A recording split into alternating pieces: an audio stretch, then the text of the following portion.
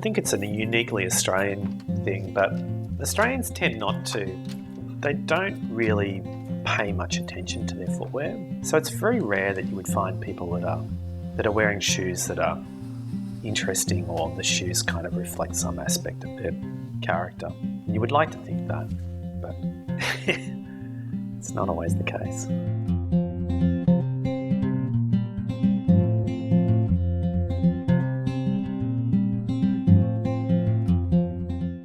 Before I was shoemaking, I worked as a photographer for 10 years. I freelanced, and I was working in London at the time, and I had a freelance commission to photograph a shoemaker by the name of Paul Harnden, and I decided after that I should come back to Australia and learn how to make shoes. Yeah, I'm always curious about the person that invented the sewing machine. It kind of really revolutionised clothing.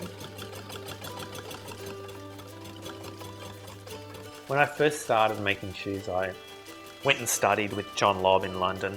John Lobb's they're kind of like the original bespoke men's footwear company. They're in St James's in London. And I went to John Lobb and I said, I'd like to learn how to make shoes the Lobb way. And he said, oh my boy, you'll need a lifetime. So he was right, you do. It takes a long time. The perfect shoe, well, the Shangri-La of all shoes is a tough one.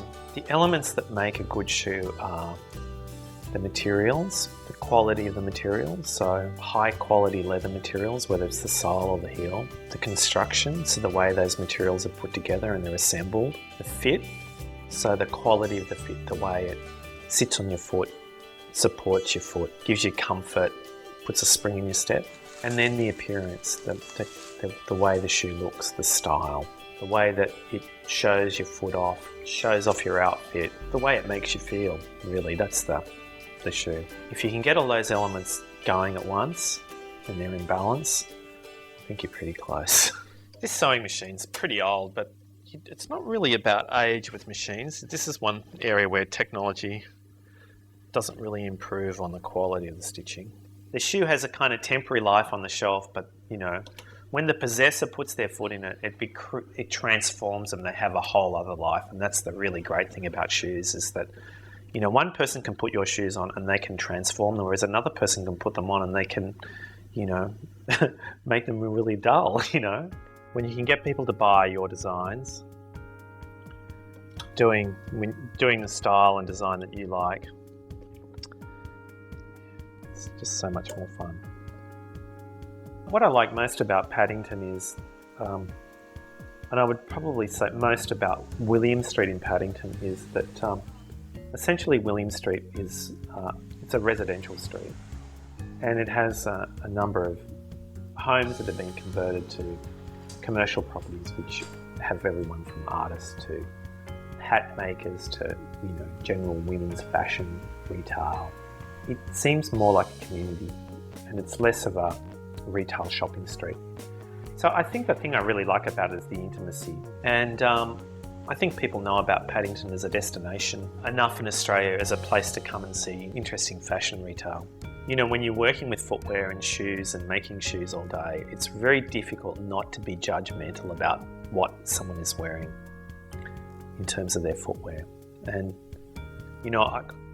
quite often I have to pull myself back and say, hey, maybe shoes is not an interesting part of their, them as a person. So the things that most concern me about, I would say almost 99% of footwear in the marketplace, is that the footwear is designed for a very short period of time. It's designed to a price, and it's designed for a specific season or trend. So all the kind of core aspects of shoemaking that I like to have with my brand are not existent. So manufactured shoes the materials are not sustainable. They're not designed to last. They design them so you throw them out after 6 months. So consequently, we have all these shoes that maybe people wear once or twice, or they don't wear because they don't feel comfortable in them.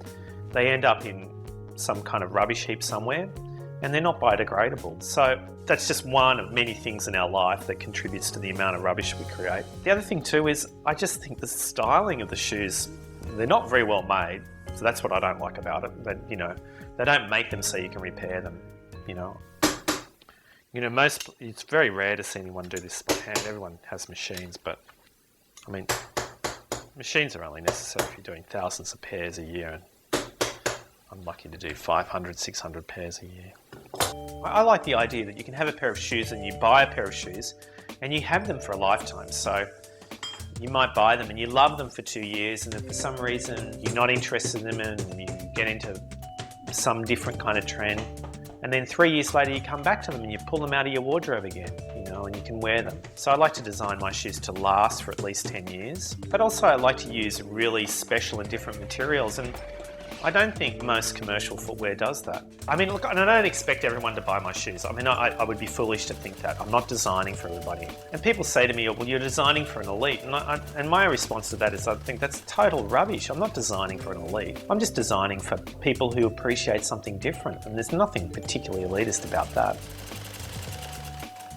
Look, I really love handmade things. I love the tactility. I love the unique aspect of a handmade product, and also the idea of it too. To be able to know that someone has actually made that, whether it's a pair of shoes or it's a bag or you know, an object. If it's handmade, for me, that has a very high. It means so much more to me than just being the object. You know, it imbues the character of the maker, and then the possessor of that object transforms it in the way that they use it. So that whole process I really like. I think I'm still striving to get better. I've been doing it now for 21 years. And so I think I'm almost 50 now. I think I'd probably hit my peak when I'm 60. I think I've got about another 10, 11 years to go before I get there. I do see myself doing this forever. There's nothing else that I could do, nothing else that I'd be interested in doing. I think I'm rather fortunate that I can have this lifestyle. I can make all my own shoes and I can manage the business at a certain level. I don't really want to become big. You know, I don't want to have 20 staff. So I think at this stage of my life, I'm very happy with it.